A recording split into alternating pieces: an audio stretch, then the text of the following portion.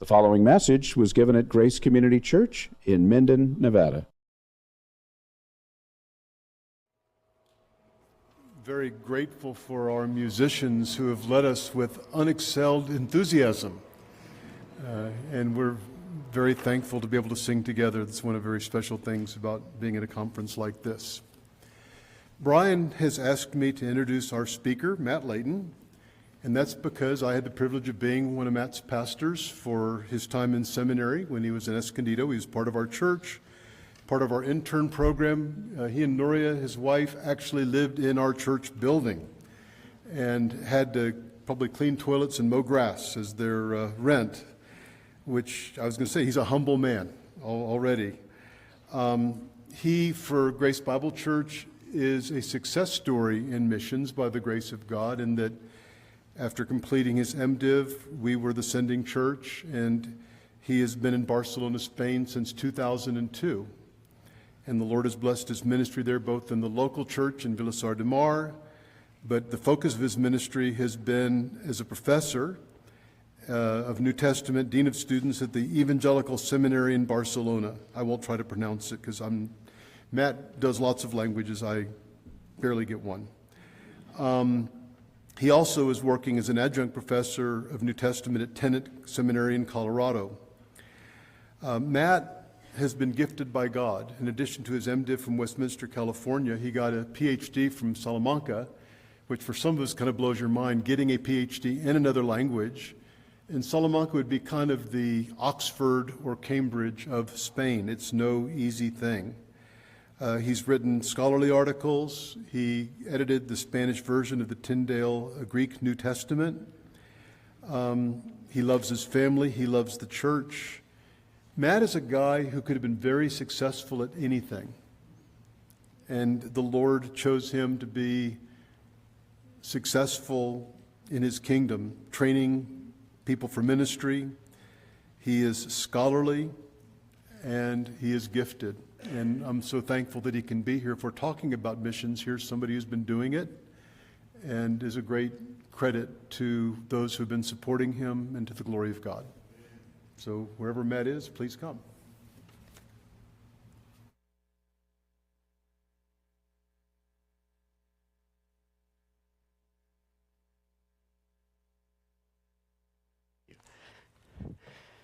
Good evening.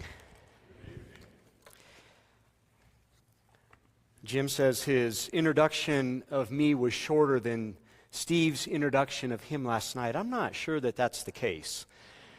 That was a long, generous, kind introduction, maybe too kind. It's all downhill from there. The PhD in Salamanca is not that big a deal. When I was graduating from Westminster in California, I met with Michael Horton, who was one of my professors, and I asked him, I said, Dr. Horton, do you think I'm smart enough to go get a PhD? And he said to me, Matt, any thug can get a PhD. And I've always thought that I'm living proof of that statement. So I know it sounds like a cliche, but I'm really happy to be here. I am. I may get emotional here in this first part of the message. I have to say, just true confessions, I almost didn't come. Brian wrote to me, I don't remember what month you wrote, maybe in November of last fall, and he said, hey, we're having the Fire International Conference in Minden this year. We would love for you to come and speak. And I talked to my wife, and I said, that would be such an honor, but this is probably the busiest year of ministry that we've ever had. And I knew that I had a trip to the United States in late April and into May.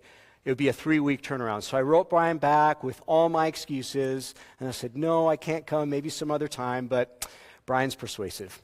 Do you remember what you said to me? You wrote me back and you said, quit feeling sorry for yourself and get yourself out here.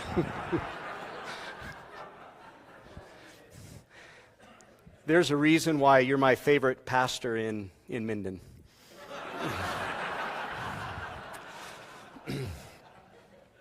I really am happy to be here. It's a privilege. And the reason why, yesterday it was impressed on me powerfully just that fire is an instrument that God has used to keep us in the field in Spain. When I graduated from Westminster in 2002, Grace Bible Church sent us out, and we went to Spain, and we were short on support. And Jim Neuheiser said, you've got to go to a fire national conference and just meet people and see how the Lord blesses it. And so I went. I went twice. There were 2 conferences in Estes Park they weren't back to back, but they were pretty close to each other. It snowed both times we were there. The second time I almost didn't get out because it was snowing. I was the last one there waiting for the shuttle to come. But I went, and I didn't have a table. I didn't have any materials. I just went and just met people. I met a couple of you and a couple of other fire members who aren't here tonight, and the Lord prospered and blossomed those relationships into beautiful partnerships, churches that have been supporting us for over 20 years, that have enabled us to stay in the field, that have supported us, that have gave generous gifts to our local church, that gave generous gifts to our seminary during COVID when we almost had to shut down. The lockdown in Spain was so strict, and financially it was traumatic for us. Fire churches, others, but fire churches gave to us generously. So I just hope that little testimony is a small proof that fire is fulfilling one of the main purposes for which it was founded. Local churches, like-minded local churches, working together in missions to spread the gospel around the globe. So thank you so much, and it really is a privilege for me to be speaking. So I have it's a little uncomfortable because, last night my mentor and my pastor and my old boss got up and he preached a sermon, and he said, some of the things that I was going to say in my message. He stole some of my thunder. And so I thought, what do I do? Do I wake up at 4 in the morning and do I rewrite, the message so that it can be fresh and not repetitive? And I decided I wouldn't do that. I woke up at 4 in the morning anyway. That's 1 o'clock in the afternoon in Spain. But I decided that what I would do is try to build on the things that Jim's message and my message have in common. So really briefly, I want to try to summarize Jim's message from last night, and you can tell me if this summary is fair. We heard from Jim in his first session that ultimately it is the local church's responsibility to do missions. Local churches ought to partner together with other like-minded churches, even with healthy associations, with the goal of planting other local churches in all the nations. How'd I do? Is that all right, Jim? Pass? Fantastic. That was, in a nutshell, I think, Jim's message last night. And within that task of missions that's been given to the local church, there's a specific responsibility that I want to focus on tonight. And Jim mentioned this, but one of the things that the local church is responsible for is selecting and training the missionaries who are going to be sent. I want to talk about that specifically tonight. Recognizing, preparing, and sending missionaries in the local church. Now, why is this task of selecting and preparing missionaries so important? The answer is simple. Missionary life is very difficult. All too often, things don't go well in the mission field. And I want to share with you just one statistic that I found when I was preparing this message. I think this is reliable. David Mead can maybe verify this later. This came from, for me, a reliable source. The statistic is this. 50% of missionaries who go out for long-term missions end up returning, coming back from the field, coming home before their first 5 years are finished. Let that sit for a minute. I'll say it again, maybe a little bit differently. 50% of missionaries who go out intending to stay in the field for a long time, ending up coming home before their first 5 years are over. Now you might think, well, 5 years is a while. You can get stuff done in 5 years, right? Well, to quote an MTW missionary that I met in Spain when I first started there, MTW is the PCA, Presbyterian Sending Agency, godly man, he'd been in Spain for years. And this is what he said. He said, after 5 years, a missionary is finally worth something. I put that in his mouth. I didn't want to say it. It sounds kind of harsh, doesn't it? But for me, experience has played that out. It takes most missionaries 5 years to learn the language well, to adapt to the culture, and to be able to engage in relationships in which they can they can speak fluently to people, and they can earn their trust, and they can effectively share the gospel in ongoing dialogue and actually make an impact. Typically, it takes 5 years for missionaries to get to that point. How sad is it that half of the missionaries who go out get to the point where they should be hitting full stride and they're actually coming back home? That's discouraging. So what can be done to improve the situation? Well, lots of things can be done. I think we're going to talk about this tomorrow in the panel discussion, so I won't go into this in great depth right now. But when missionaries are out on the field, certainly, from the perspective of the sending churches, we can pray for them better. We can offer better logistical support. We can try to give them better oversight. We can even give them more money. All of those things prevent attrition and other difficulties. They help with longevity. They help with effectiveness in missionary ministry. But it could also be the case that a particular missionary simply just proves to be unable to adapt and to thrive in the situation into which they've been placed. And it might be the case that they were just sent into a situation that they weren't ready to handle. And we want to be sensitive because sometimes missionaries do get put into difficult situations and it's not their fault. Some people, when they get to the field, they find out that the team that they're supposed to be working with is extremely difficult. Maybe there's somebody who's quarrelsome and conflictive on the team.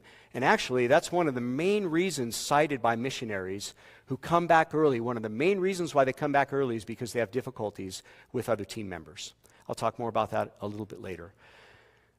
But also, it can be the case that sometimes the missionaries that we send were not properly qualified in the first place.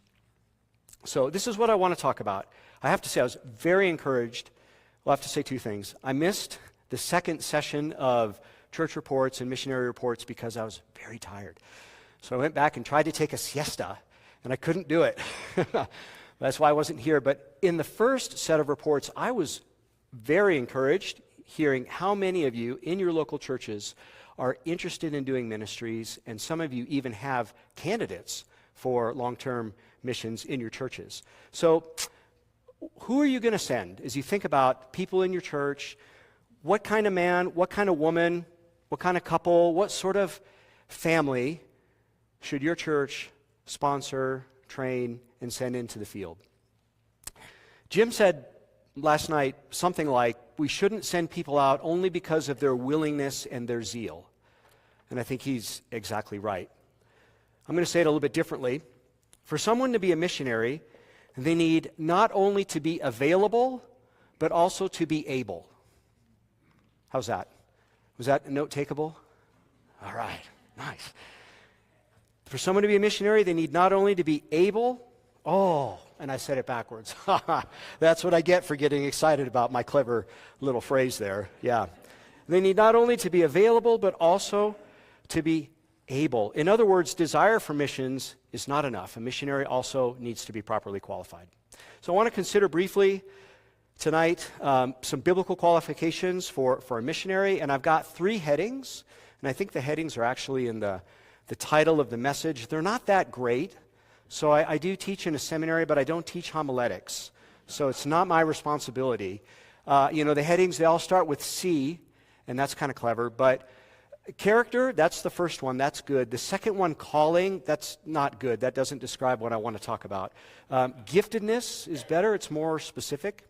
And the third one, conduct, that's bad. Maybe something like attitude. That's where I want to go. So 3 headings. The first one has to do with character.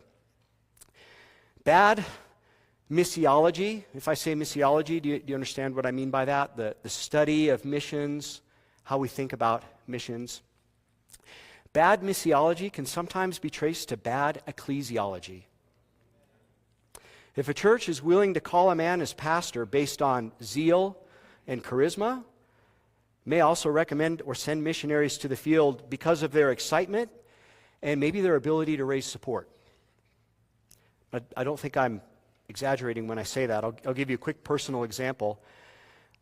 I was accepted to work with a parachurch organization early on in my ministry career, and the acceptance process included some interviews 2 recommendations, neither of which had to be from a pastor. I was not a member of a local church. And after jumping those hurdles, this is what they told us from the ministry. What would decide, or what would determine whether or not God was calling me into that ministry was whether or not I could hit my support-raising goals. Well, I'll tell you, there's people out there who aren't necessarily qualified for missions who can put together a slick support-raising presentation, raise the money, and end up out on the field. I got to tell you, my support-raising presentation was pretty good. It really was. I've often thought, if that 23-year-old version of me were to come to me now asking for support, what would I say? I'd say no. Maybe I wouldn't say it like that. I'd be a little kinder, put my arm around him, Matt, you're a good guy. Now there's some raw material here, I can see it, but there's some rough edges that need to be filed off. Why don't you go become a member of a local church? Put some roots down in a solid church. Serve. Get some training. Get some experience. Especially grow in Christian character, and then come back and talk to me again. I think that's what I would say to myself. Everyone here, I think, understands that the character bar needs to be high for missionaries. More than just zeal, more than just the ability to raise support. What is that bar? What is the standard for character for missionaries?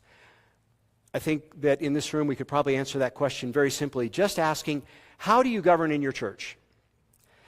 My guess is that in your churches you would never recognize a man as an elder or a deacon only because he's zealous and because he's got some charisma. You'd want to see a proven track record of holiness.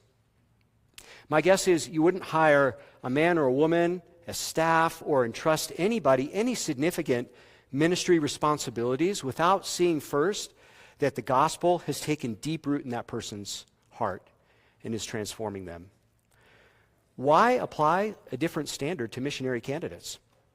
Let's use the same standard that we use in our local churches. I'm going to read just a few verses here from 1 Timothy 3. Tonight is a first. There's 2 firsts. This is my first fire conference where I get to speak, and it's the first time I'm going to wear my reading glasses in the pulpit. Age happens, right? Oh, that's because I'm tired. I was looking at my iPad earlier. It's like it's blurry. All right, this will help. 1 Timothy 3, starting in verse 1, we're just going to read the first 3 verses. The saying is trustworthy. If anyone aspires to the office of overseer, he desires a noble task. Therefore, an overseer must be above reproach, the husband of one wife, sober-minded, self-controlled, respectable, hospitable, able to teach, not a drunkard, not violent but gentle, not quarrelsome, not a lover of money, and the text goes on. Well, I want to focus here on just one of the character qualifications that Paul mentions. Let me just give a quick parenthesis. When I was preparing this, I thought that I would talk in this section about marital fidelity, husband of one wife. And the reason why I thought that is because just a couple months ago I found out about 2 MTW missionaries who disqualified themselves falling into sexual sin in Spain. Long-term missionaries. Guys are well known. They'd been there for decades. And I don't want to dwell on that. I just wanted to flag it because we all know about the increasing number of people who are disqualifying themselves from ministry here in the United States. Missionaries are not immune from that. It happens in the field too. And it happens to people who've been there for a long time. And instead, what I want to do is hover over a character flaw that's less scandalous but still destructive. Why does Paul say that the overseer should not be quarrelsome? Why does he say that? You probably know the answer to that question if you've ever had to work with somebody who's quarrelsome. Nobody wants to have to work with an abrasive or combative person. Somebody like that can be absolutely destructive. And as I mentioned earlier, many missionaries who leave the field cite conflicts with team members as one of the primary reasons that they end up coming home. I personally witnessed a church plant team fall apart. It was a team that on paper should have worked wonderfully, like-minded people with a common vision for planting churches in Catalonia. Well, there was one person in that group, unfortunately, who was argumentative, who couldn't just let disagreements, everything was too important to him. He was quarrelsome, and it fell apart. I think that project would have worked out wonderfully if he would have been a peacemaker. So my question to you in your local church, questions that you can think about, we need to be as picky with missionaries as we would be with elders and deacons. Well, think about your missionary candidates if you have them. How well do you know them? How do they relate to different kinds of people? Have you seen them dealing with difficult circumstances and tense situations? How do they handle that? I want to use a new phrase that I learned last night. You know, it's funny when you go off into the field. I still speak English, but I'll be gone for long periods of time, and I'm not up on the new lingo. So the new evangelical lingo. So I heard a phrase last night. Let me see if I say it right, Jim. Cage stage Calvinist, is that right? Cage stage Calvinist, right? Do you have a cage stage Calvinist? Please don't export him. Actually, I was that cage stage Calvinist when I was 23, and it hindered effective ministry at times, that's for sure. But that tendency towards quarrelsomeness is only magnified in the context of cross-cultural ministry. Imagine a person who's prickly, and you put them in a situation where there's tension, there's cultural differences, there's misunderstanding, and the person has to express themselves in another language. How do I say this without looking really bad? I'm more prone to blow my top in Spanish than I am in English. It's really difficult. Just in general, character flaws that you see in your candidates here in the United States will almost certainly be magnified under the pressure of cross-cultural ministry.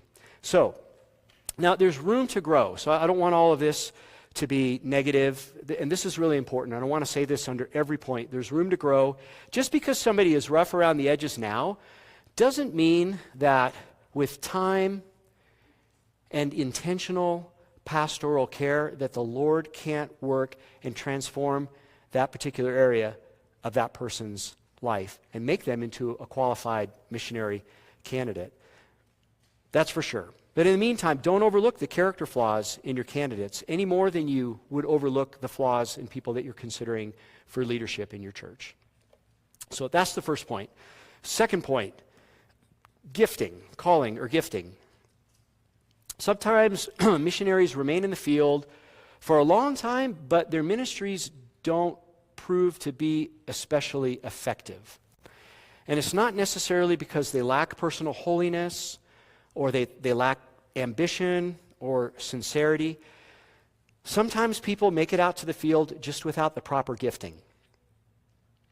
Don't send people into the field without the proper gifting. There's different kinds of roles in missionary work. There's service roles. There's logistical roles that are really, really helpful. Do you have somebody in your church that wants to go into missions and work in a service role? Fantastic. Well, let me ask the question a little bit differently. Maybe there's somebody here tonight that would consider going into missions, wanting to serve in that kind of a role, logistics, kind of like a deacon role in missions. Let me ask you, is service in your own church life-giving to you? Do you feel energized by the Lord when you're serving? Do you find joy in that? And are other people blessed by your service? The point is it working in your local church? Because if it's not working in your local church, don't think that you can flip the on switch when you get off the plane in the field. It needs to be happening in the local church first. That's in terms of service roles. What about teaching roles? If a missionary's role is teaching, proclamation, he needs to be an able teacher. 1 Timothy 3:2. I'm sure a bunch of you could get up here and explain what it means to be an able teacher. So I'm going to just give you a little 3-point summary of what I think, and I'm trying to bring it from a missionary perspective. I hope you find this helpful. Number one, to be an able teacher, a missionary needs to be a theologian. I've heard 2 missionaries, just talking in a personal conversation, tell me, oh, I'm not a theologian. Guys who are in evangelistic and discipleship roles. And I discovered this quote just like a week ago. I wish I would have had it back then because I would have dropped it on them.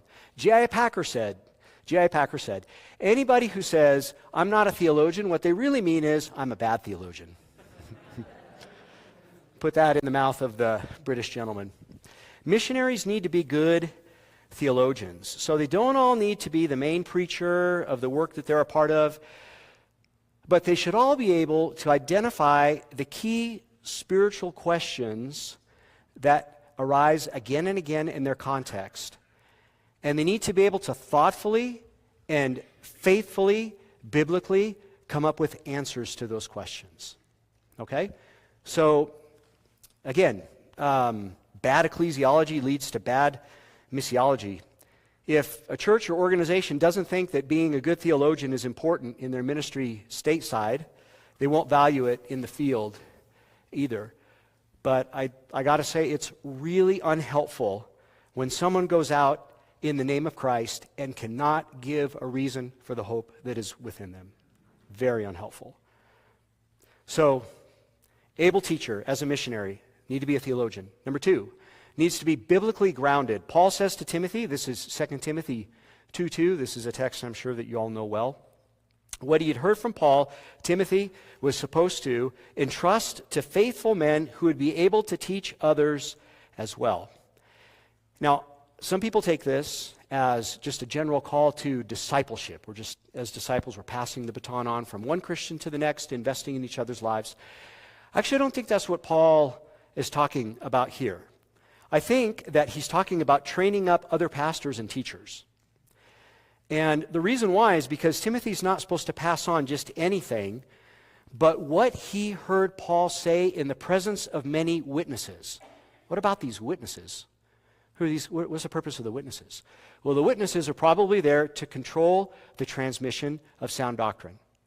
So it's not just when Paul's talking about whatever, it's when he's teaching the core doctrines of the biblical faith. The witnesses are there.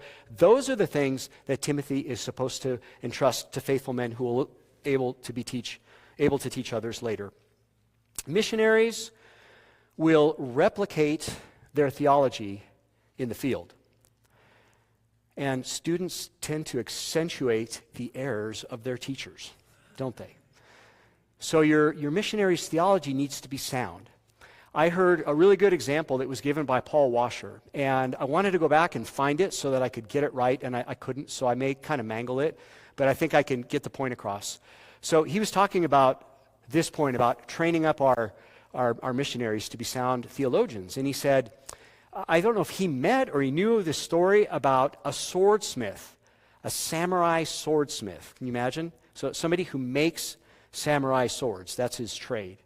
And the samurai swordsmith said that he would spend as much time as he had to with his apprentice, 10 years even, until the guy could make a sword up to the standard of the quality that's necessary.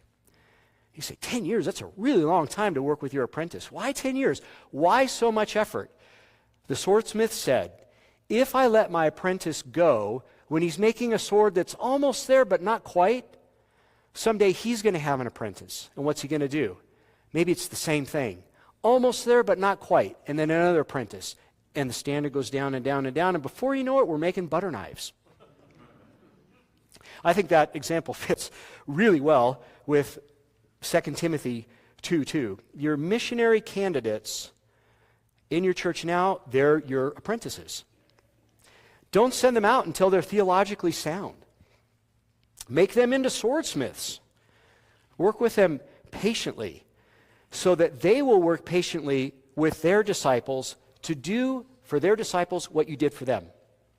Faithful men who will be able to teach others well, replicating sound doctrine in the mission field.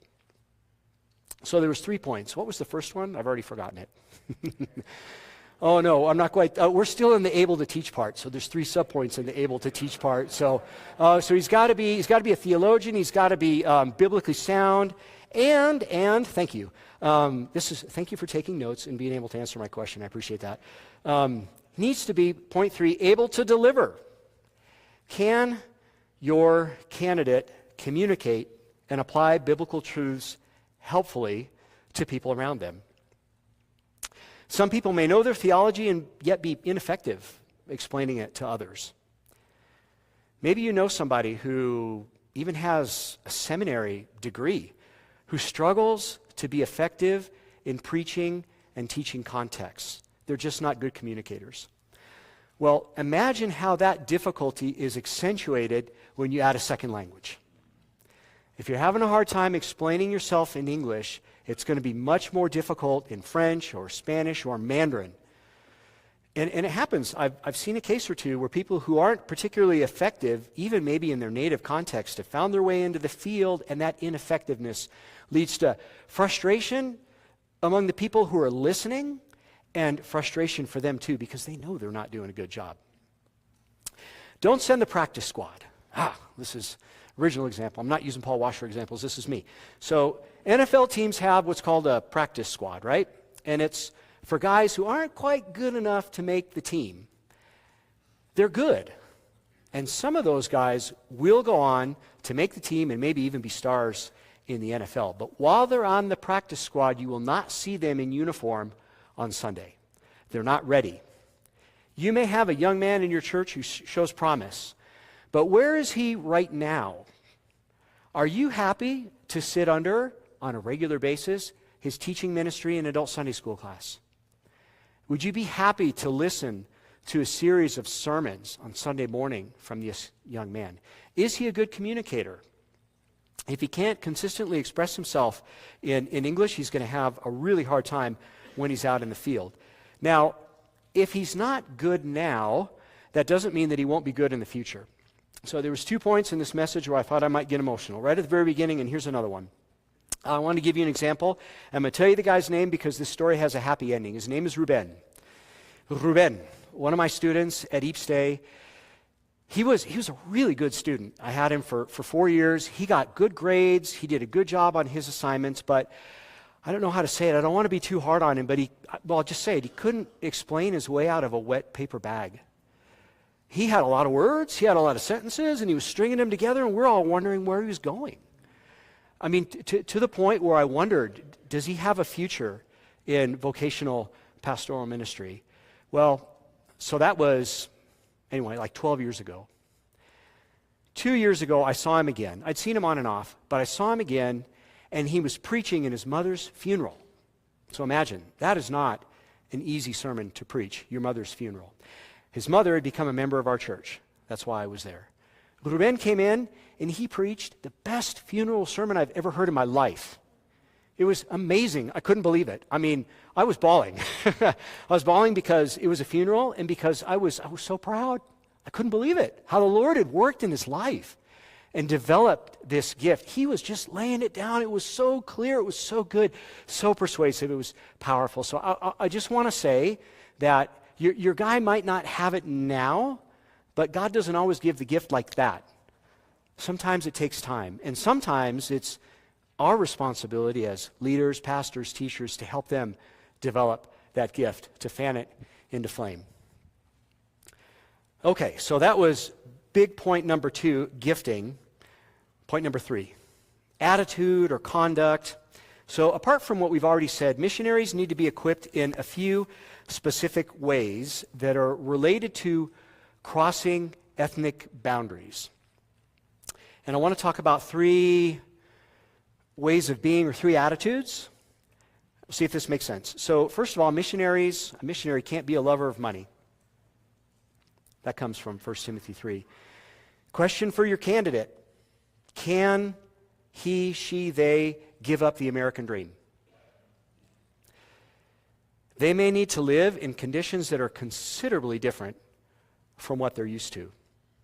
You know, David, you can verify this as well. Another statistic that I saw, countries in the global south are increasingly sending missionaries to difficult places, specifically like the 1040 window. So we're thinking Middle East, Asia, places where there's persecution, countries that are closed, and a lot of poverty, really difficult places. Countries in the global south are increasingly sending missionaries there, and I think it might be the case that Brazil, per capita, sends more missionaries to the 1040 window than we do. Ah, interesting. I think that's right. If it's not right, it's close.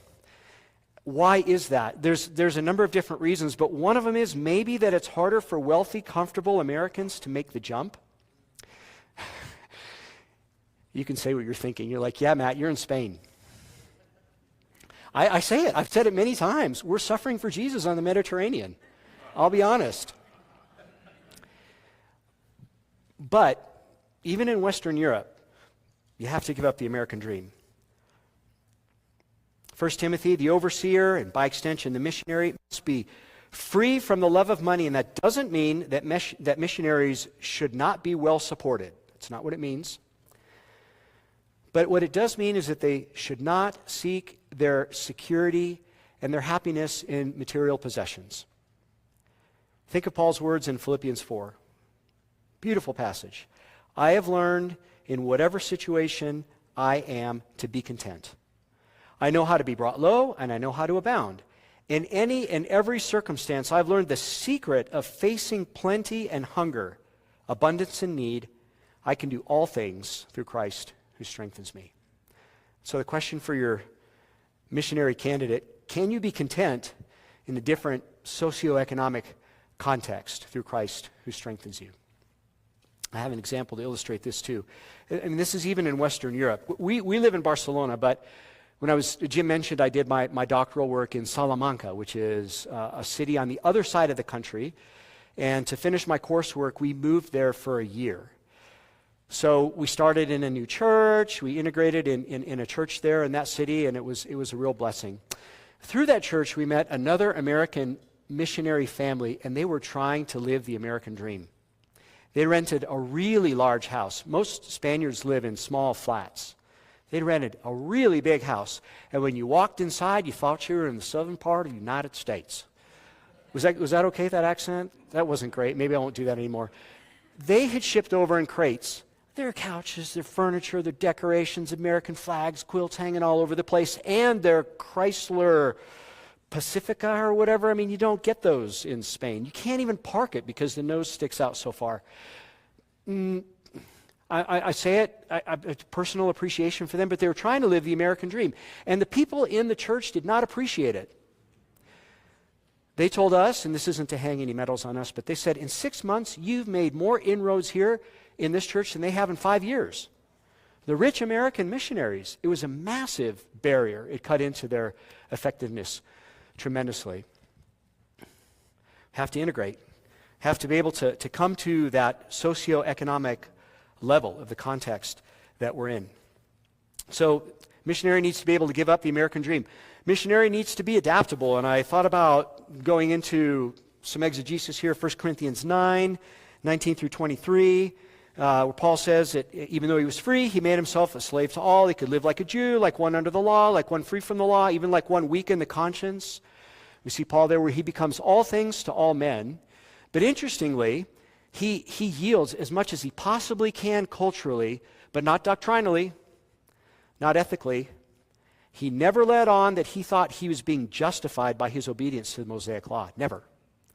Nor did he let on that he didn't have any law at all. He was under the law of Christ. So you find in that passage, you should read it and think about it. It's a wonderful example of somebody who's flexible, willing to bend as much as possible without compromising Christian doctrine or ethics. So that's Paul. That's amazing. Now, J.H. Bavinck, who's the nephew of the more famous Herman Bavinck, has a book on missions, The Introduction to the Science of Missions, Reformed missiologist. He pointed out that Paul did not have to make as big of a cultural jump as most modern missionaries do. I first read that, I said, man, don't be throwing shade on Paul. But I think he's right. Paul didn't have to learn a new language. He moved around the ancient Mediterranean world, and he could speak what he needed to speak. Yes, culturally he adapted, but he knew those cultures already, and he could basically be himself and be understood. That is not the case for the modern missionary. Hudson Taylor, a wonderful example. He learned not only to speak the language, but to dress, to cut and to dye his hair like the Chinese. And interestingly, he was criticized by other foreign missionaries for adapting too much. But yet there's evidence that shows that the Chinese people profoundly appreciated his effort to be as much like them as he could. I've got a friend serving in North Africa, and some of you probably know who he is. I love him dearly. Oh, maybe there's 3 points where I can get emotional in the message. He's an amazing example of this adaptation. So he's learned Arabic, and he's good. They came to see us in Spain, and there's plenty of Muslims in our town and in the area where we live. And we're walking down the street, and these 2 Moroccan kids walk by, and he's like, blah, blah, blah, blah, whatever to them. They're like, what? Because they saw him walking with me, the American, like, fluent in Arabic, dresses like the people there do. He and his family that participate in as much of the activities in the town where they live as they possibly can without compromising the gospel. He even cuts his hair and he shaves his beard just to eliminate all possible barriers to the preaching of the gospel. He's one of those missionaries who gets after it. He's not just down there making friends. He's preaching the gospel to people. I think he should come and speak at Fire at some point. Maybe so. Third characteristic, almost to the end here, gentleness. Gentleness. Missionary needs to be gentle. It's very easy to come into a missionary context with one's seminary degree, having come from a wonderful church, living in a country where things generally work. And you go to that missionary context, and it's just chaos. And this is true. I mean, depending on where you go, life is chaotic. And that chaos finds its way into the church. And it's really easy for the American missionary to go there and see all these things. Man, preaching's deficient. The liturgy, the singing, the church governance, this, that, whatever, and become cynical and judgmental. And I'll tell you what, nationals can just smell that cynicism, that judgmentalism. All too often, missionaries come across as demeaning to their target audience, and they may be right in the observations that they're making. But if the national sense and attitude of superiority, they will be put off. There's nothing worse in many places than a big, loud, judgmental American. I guess it's a good thing I'm not big. The missionary, especially from North America, needs to work extra hard to demonstrate meekness, humility, patience. There's a rendering of 1 Timothy 3:3 that says that the overseer should not be a bully, but be gentle. Opponents need to be corrected with gentleness, 2 Timothy 2:25. The reason for the hope that is within us must be explained with gentleness and respect, 1 Peter 3:16. There are times and places to make suggestions, to teach, even to correct, but think of how much easier it is for you to receive correction from a gentle brother or sister.